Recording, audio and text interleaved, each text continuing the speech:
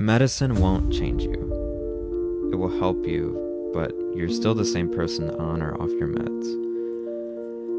Which is a good thing, because taking a medicine and then being a completely different person is scary. You've arrived at the Mental Health Spotlight podcast with therapist Caise. I'm going to talk about a couple things, and we might wing it a little bit, but one thing is changing medication, especially when you've had a lot of history in that. But before we even go there, can you just tell us, the people that don't know you like I do, just a little bit about your history related to mental health, maybe the eating disorder, whatever you feel? I'll take a drink because we might be here a Now, while. that tells us something. I'm kidding. I'm not. You don't need my life story. I don't, but people listening would probably really appreciate it. That's a whole nother podcast. We're going to capture it all. I've struggled with mental health since I was 11, around 7th grade. And I developed an eating disorder around that time too. It was ARFID. And I struggled with that for 7 years, I think. Well, the Or ARFID, 6. but then you also had some other eating disorder features along the way. Yeah. Yeah, it was at least that long. If you were to ask me to list the medications I've been on, I would say it would be easier for me to list the medications I haven't been on. True. Because along your route in that 6 and 7 years, you were in a lot of different settings. And I assume Yeah. each setting wants to reroute your meds. Is that fair to say? Yeah, and the diagnosis of an eating disorder was very late stage. Like, that happened in 2019, which is when I went to residential treatment. So before then, we were just throwing everything at the wall and seeing what stuck. Eating disorder treatment was what stuck, but before that, we threw a lot of shit at the wall. Can you tell us what some of that shit was? Because I that was before I met you, and you had already been Yeah. through the ringer. Yeah. I did a lot of group therapies. I think I had like 3 different psychiatrists. Do you have individual therapy? Yeah, I did. Until I came here, actually, and then met with Anne. I had gene testing done by one of my psychiatrists to see like what, how I would react to medication. It's pretty cool that they can do that. They like take a sample of your DNA and then they just run it a bunch, and then you get like an entire packet of like each medication is categorized into red, yellow, and green. Yeah. And that's your likelihood of like if it will do something beneficial or not. Red is don't prescribe this.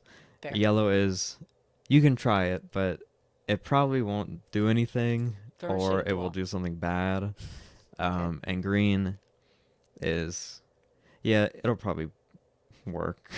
When did you have that done? Because I don't know that we've actually talked about this. I was young, I think 13 or 14. So hold up.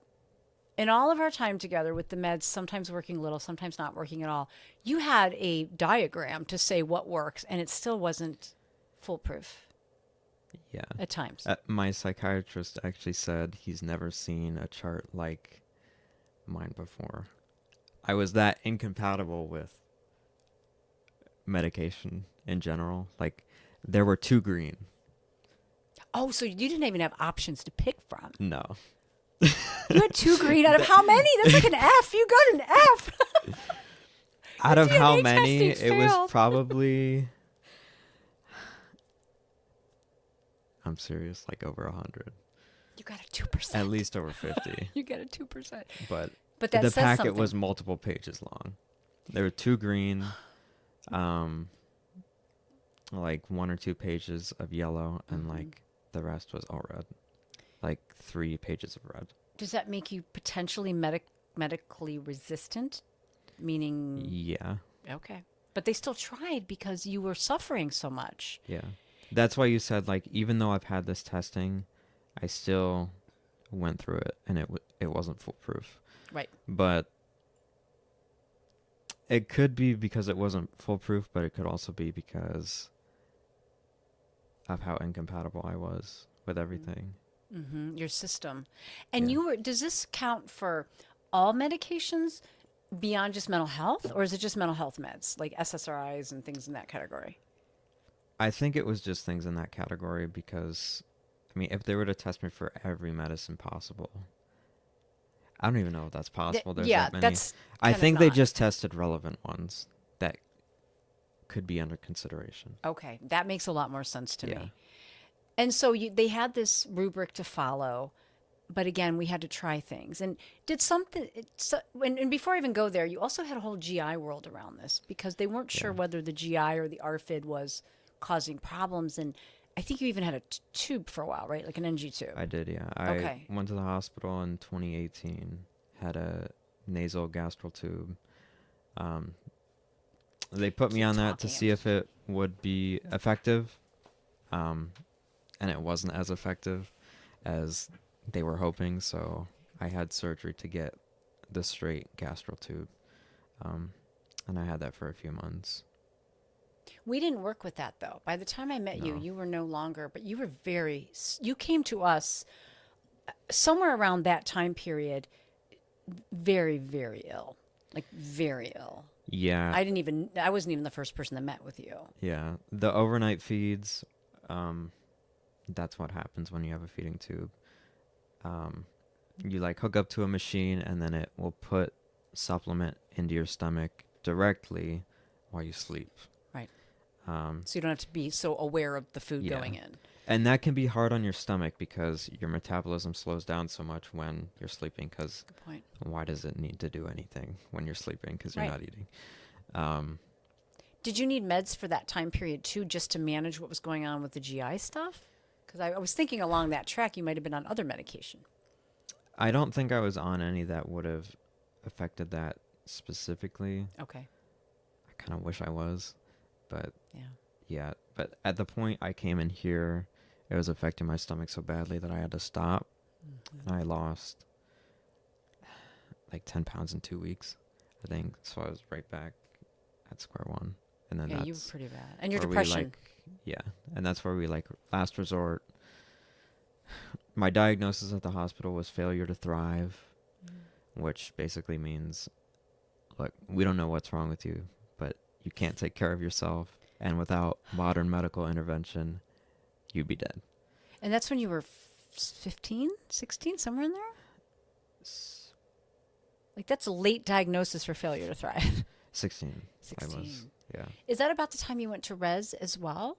Or that I happened went to res somewhere when in I there? was 17. Okay. It was like, I went to the hospital in July 2018, and then I went to res in April 2019. So by then, had you already been on several medication routes for the depression, the anxiety? Yeah.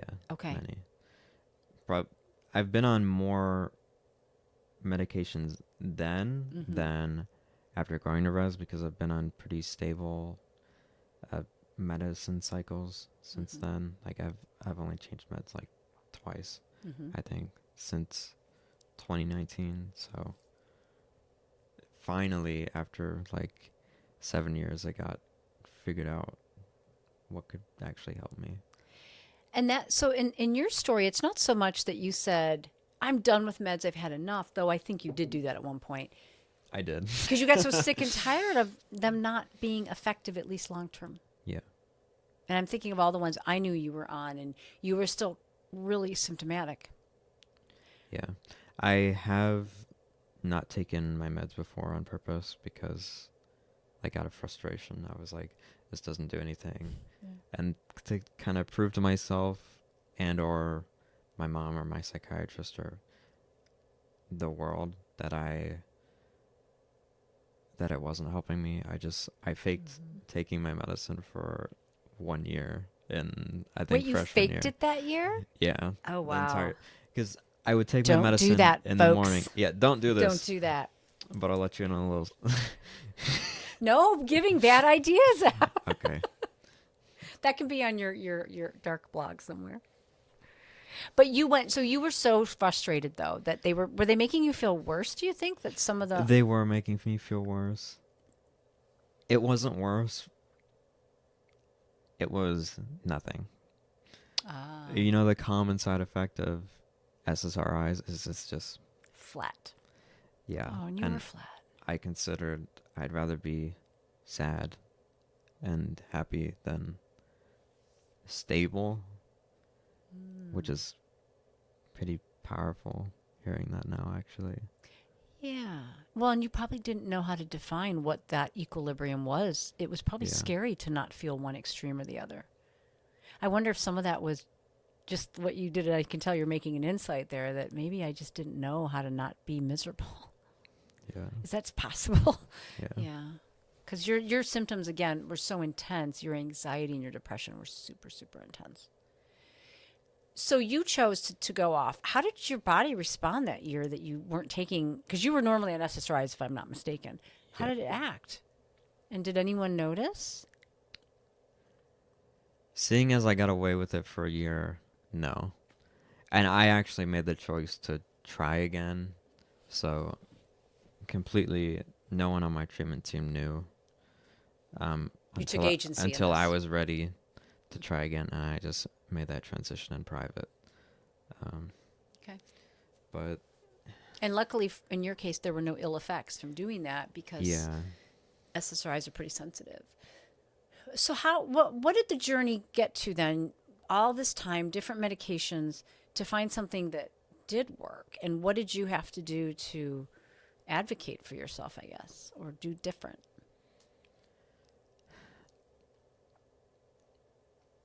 the stabilization of my med cycle started when I was at res. But so many things are changing in that environment that it's hard to tell how much of an effect that had. Okay. Because, I mean, the main reason why I started to feel better, obviously, was treatment, therapy, group therapy, It's a combination of refeeding. things. Yeah. But it did help stabilize me, I think. It helped. You needed it at that time? Yeah. Even if it wasn't the Because best? res is so painful. Everybody's on Prozac. It is Prozac. You won't be prescribed something else. Fluoxetine. You're laughing because you know it. Fluoxetine. Well, because for eating disorders, fluoxetine tends to be good at slowing down the brain language. And boy, the brain's so busy with an eating disorder. So maybe whether it was the right thing for you down the road, maybe it was the right thing for you at that time? It was good for the time, yes. Okay. I'm not on it anymore. I think I got off of it fairly quickly after I left res. I should have pulled up your charts. Yeah, it might have been 2021 early. It's still like a year, but Well, and there's so many, it's all kind of blurs together, doesn't it? yeah, a little bit. And I'm trying to go through my own memory on it. Did you stick with SSRIs or did they ever try you on SNRIs, which are a little bit different? Well, Remeron is an SNRI, and you used to take that at night. Yeah. Metrazapine, I think that is. Look at me getting all my big words in. Yeah, So it was proud of myself. mirtazapine. You said it better than I did. You asked me to remember my meds, I don't know, but if you say the name, I'm like, oh yeah, that. That one I I remember had that one. because I was kind of like, you were taking it for sleep more than anything, but they were Yeah. prescribing it for its other benefits, including Yeah. food. That was actually really helpful. Okay. It's good to know. A lot of people were prescribed Remeron as well because we went to sleep at like 8 or 9 p.m. We wake up at 6 a.m. And because we were so busy in our heads Yeah. because of just our environment and treatment and being so low, it helped put us to sleep, but also it makes you really hungry. It does help with appetite. Yeah, which So it also helps you gain weight. you're not supposed to tell people that. My bad. Oh, they could look it up on the internet. It's okay. It's not your bad. It's true. And if you're being prescribed it, there's a reason. Yeah. So it can have a triple impact because it can also help anxiety during the day when it's Both in your Remeron system. and Prozac are prescribed frequently in treatment because they're effective. But It's not like they for just how picked one and ran with it. That's a good point. And that's why Prozac is used a lot. But to your point, one thing doesn't fit everybody. And Yeah. when do you know that it's either not working anymore or something in your biology? Because you were young when this happened. You're going through like late stage puberty and development. I think at a certain point when I was around the time I was getting off Prozac, I felt stable enough to try just not taking medication. I remember that because you did so mention it that time. I We think- talked about it. Yeah, I think I did that. And I determined that maybe I do still need something, but Prozac wasn't really cutting it anymore. So, Because you went periods of time without, I don't know if that was a baseline for you or if it was things just got a little bit harder and you would consider it again. I'm a decent candidate to be on this episode because I've experimented a lot with not taking my medicine. You are a decent candidate. I love how you said that. I'm a decent candidate. Yes, you are. Right, because you did all this stuff surreptitiously with people didn't know. I think I would do it to check in with myself and be like, do I actually need this? Baseline. Because medicine won't change you. It will help you, but you're still the same person on or off your meds. Well said. Which is a good thing, because taking a medicine and then being a completely different person is scary. It's not what it's supposed to do. Yeah. So you wanted to get off because I think your identity was, and I'm speaking for you, but I feel like maybe your identity was tied into all these transitions and you may not have always known who you were. Yeah. And if I don't need to take a medication, I don't want to take a medication. Fair. So I think that's also why I would test, because I don't want to have to deal with that hassle, but also any minor side effects I just don't need if I don't need the benefits anymore. So you're saying the testing, even though you only qualified for a few, it still kept you from the harm maybe of a lot of meds you should not have been on. Because the doctors were able to look at this readout and say, maybe we won't go with that. Was it covered by insurance? I'm jumping back a little bit, but I would assume, I don't know, actually. I have no should know that. idea. I'll find out and put it in the show notes because people are probably going, how do I get that? It Yeah, is on ask my trend. mom. Ask your You mom. can put We'll it ask his in the mom and notes. I'll update the show notes. Because this is a trend to get our DNA, not just for this, but let's check the DNA before we move forward. Yeah. The event that sparked on that testing actually was I was prescribed something. I took it once. I slept for over 32 hours straight. Feels like it gave you mono. Yeah. Oh, that's scary. And And you then were a young my person. my mom and my psychiatrist were like, No bueno. look, this needs to not happen. And you were already Again. vulnerable. And then your meds were putting you Yeah. in a... And sleeping 32 hours, your circadian rhythms are thrown off. Your depression factor goes up. Okay. So you did that. And then moving forward, so you went on and off at times. When did it get to the point? And so right now, because you've been in what I would call good recovery for what? A couple years now, right? Yeah. Are we talking 2 years probably? Am I being overly or underly assessing? I've been in good recovery since 2021, I think. But I've been the most stable the past 2 years, I would say. And more as time goes by, too. Yeah. Like you keep developing and evolving because you're making up for lost time. I don't even really have to see you anymore, but I still miss you. I know. I'm like, can you come in and do a podcast? Can we know. find an excuse for you to come in? And you know, that is a therapist marker. We love that. We hate it and we love it at the same time because you don't need to be here. And that's the measure of progress. Like, I've been going to therapy once a week for over 5 years. Sometimes Some twice of it a was week. twice a week, yeah. Yeah. But now, Don't need it. I think in 2023, I saw you less than 5 times. Well, and it wasn't about mental health or an eating disorder. It was about life stuff. You were Yeah. dealing with authentic young adult stuff, and that was Yeah. beautiful. That's what I wanted you to get to. Yeah. So, how did the meds play a role now? And how have you figured out not how the meds can balance your recovery? And what are you on if you don't mind us talking? Because you said you are still taking something. I'm on 100 milligrams of lamotrigine. Is that Lamictal? Yeah. Okay. Oh, yes. I'm so Nice. good today. 3 for 3. I think it's I remember you've been on the Lamictal a while now. I do remember that Yeah. now that you say it. Okay. since 2022. Mm-hmm. I remember that because in fall 2022, when I was getting on Lamictal, I had really bad reaction to it, Mm-hmm. but we stuck with it. Because it's a very and I different mellowed class, out. I believe, of meds. Yeah. Yeah. I'm on a sleep med as well. I don't remember if that one is the one that was originally prescribed for epilepsy. Clonidine? Clozapine? I'm trying to think of which one. Mertaz? No, you already said I don't Mertazapine. know. The one you're on now, you mean? Yeah. We're playing. It's This not is like a Mertazapine. tic-tac-toe game. Who's going to get it? I But- have it somewhere in my phone. I just don't know where it is. Okay. So still But- taking a sleep tool. Yeah. But you Both can, of my meds right now are prescribed for not their main purposes. They're prescribed for their side effects, actually. okay. Can you say a little bit about that? That's interesting, especially for the Lamictal. Yeah.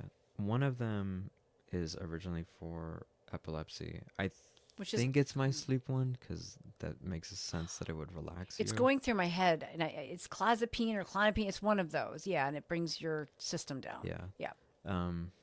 I just have ADHD brain when I lay down to go to bed. Mhm. That's It's fair. really hard for me too. And I also think it improves my quality of sleep because I do not wake up when I take that. That was a whole other thing with I your recently meds. decreased my dosage on it actually because of that. Well, you've struggled at times with getting up. I don't know if you have that Yeah. delicious REM or you're in some kind of, but yeah, it would impact. And because your sleep was disrupted at such a young age, I don't really think you've had a chance to reset it yourself. And I potentially think you could, but you found something that helps you, and that matters. So you're taking that at night, but then the Lamictal, what's the side effect of that for you? The good one. Excuse me. Is Lamictal, and this might be like way wrong, but you know Lamictal. I think I do. Is Lamictal originally prescribed for bipolar? I think so. Yeah, I think it's a mood regulator. Now I don't have bipolar disorder, but I guess Oh, no, because that's it's a the mood epileptic regulator. one, but it is for bipolar. But that's the one that is both the epilepsy and the Okay. because they found out it treats the back and forth of that. But that's not why you're on it. You're not bipolar, but it No. I mean, it does help, I think, reduce lows. oh Um, yeah, And it's powerful. it doesn't affect highs, really, which is a good thing. So you don't that get was too, the original reason why I faked taking my medicine Mm-hmm. way back then, was because it affected both. yeah. So you couldn't have those moments of just going above the threshold a little bit into joy, Yeah. happiness, super content. You were just kind of like, eh. It was like a mid-world. Yep. And that's not a place where we want anyone to stay for long. Sometimes you have to stay there for a little bit if you're unsafe or your thoughts are dangerous. But so the Lamictal's been boss for a couple of years. You have a sleep agent. Will you stay on these long term, do you think, or do you see the potential for coming off again like you did a couple years ago? I think I'll be on it long term. Do you I think mean, you're I've already been on the Lamictal for 2 years. Yeah. And when we talk about mental health, we have factors that are external, but then we have biological factors. And some people's chemistry just really requires an intervention or something to get in there, psychotropic. Yeah. You might be one of those people. It's unfortunate being one of those people, but I do genuinely just have less receptive dopamine receptors. Okay. So There you go. So you which need is a little. probably the case for a lot of people watching this podcast, maybe Yeah. among this target audience, I guess, that this Yeah. podcast would help. But there's still ways for us to enjoy life still. Yeah. That's a great point. There's something in the way your body processes these neurotransmitters that make it not function as well. And we don't know at this point when and if that resets or if the medication is needed. I think that if there's a lot of external factors and the chemistry is not as strong, some people can go off and go baseline. Yeah. You may not be that person. Just like a diabetic may never be able to go without their insulin, right? That just Yeah. is sensible. Okay. I am basically that person now. Sometimes I just can't get around to taking my medicine. Like if I don't have it on me and I'm at my girlfriend's, because I take it at night. So if I don't have it, I just don't take it. Do you There notice? was a time recently where I only took it once in 5 days, which isn't a problem with You the don't sleep get med. side effects with the Lamictal? I haven't really noticed any. You made me worried. My mom will say I'm more sensitive, she would say, but That's not which a huge side could be effect. true. Yeah. It's hard for me to tell though, because it's like I'm the pilot all the time, so it's hard for me to notice change. That's right. Because I'm not outside. I'm in my head always. But it kind of tells you something. That if you can go off it for 5 days and not crash and burn, No, they're training don't. wheels for you. They're not running the show though. Yeah. No. And I'm sorry, I cut you off because you said something really good there. I want to go back to that. You said you live in your brain. Yeah, you still do then. It's still a lot of conversation and noise up there, but is it a better place to live? It wasn't a happy place to live at times for you. Yeah. I just meant like I'm around myself always. Mm-hmm. Other people aren't. It's like, It can't be relative. yeah, it's like when your cousin has a puppy or something, and this dog looks like it's growing so fast because every time you see it, it's different. Right. But for your cousin, they see the puppy every day, so you know what I mean. Just remembered the other thing I wanted to interview about you about. I just thought of it, but I'll tell you when we get off here. It just hit Okay. me like a brick. Well, I think what's so inspiring about this is it's teaching that all meds are not for everybody. We can find out what meds are right for us. They may not stay right for us. It is a little bit of a guessing game, even when you have. It is, unfortunately. It is. And for some people, it may be the wrong choice. But for you, you found after all these years what works. And you're sticking with it for now because there's no reason to shake the boat. Yeah. It's pretty nice. And you're in recovery with medication just on the sideline though. It's not running the show. I've shown to myself that I don't need it. That's right. I still take it when it's there. It's because I feel like I should. But I don't need it. Interesting. So it's there, it's comfortable, but you trust that if I didn't take it, I would survive. Yeah. But it might be I don't fret. I'm like, I'm never like, oh my God, I need my medicine. Like, I'm gonna go off the deep end if I don't have my Lamictal. But So that is No. different though, because some people that are very dependent on their meds, either one when they're off and they notice right away, or Yeah. it's very scary for them. So you're not dependent on them. It almost sounds like it's like this relationship where you're like, you can stick around, it's cool, but if you need to go, okay. yeah. It's pretty loose, and I like that. It's a flexible relationship. I like it. But also the important thing is, tell me if this is true for all SSRIs. Oh boy, I you're gonna think test me now. I think it would be. It's not a hard test. Oh, good. You know how when you start a new medicine, your psychiatrist is like, it's gonna take 2 weeks for the effects to At fully least. be there. Right. True So story. maybe the reason why I don't feel a difference is because if I don't take it, I'm not taking it 0 times in 2 weeks. Mm-hmm. If it takes that long to get in your system, it would make sense that it takes a while to leave your system as well. Depends on the meds. Okay. There are some meds that people take, they go off and they're sick 3 hours later. Yeah. So I think you are unique because I think what Okay. it's telling you is that these are nice to have. It's a little bit of a push, but you're the reason you're doing well. Lamictal's not the reason you're doing well. Yeah. But and if it's helping a I'm little blessed for that to be the case because Yes. I know other people aren't that fortunate. But bit. if you're not that fortunate, You will be Don't one take your day. meds once a week. Yeah, and don't do that. But you can. And so that's you also experimenting a little bit and learning about your system and medication. You're not Yeah. taking it for granted, which I like. All right. Well, I really appreciate this. I think it was helpful because your story is a little unique from some of the other ones I've captured about medication, and it shows a variation that might be similar to a lot of people out there. I appreciate your time on that. Thank you. Thanks for listening to the Mental Health Spotlight podcast, helping you hold hope on your recovery path.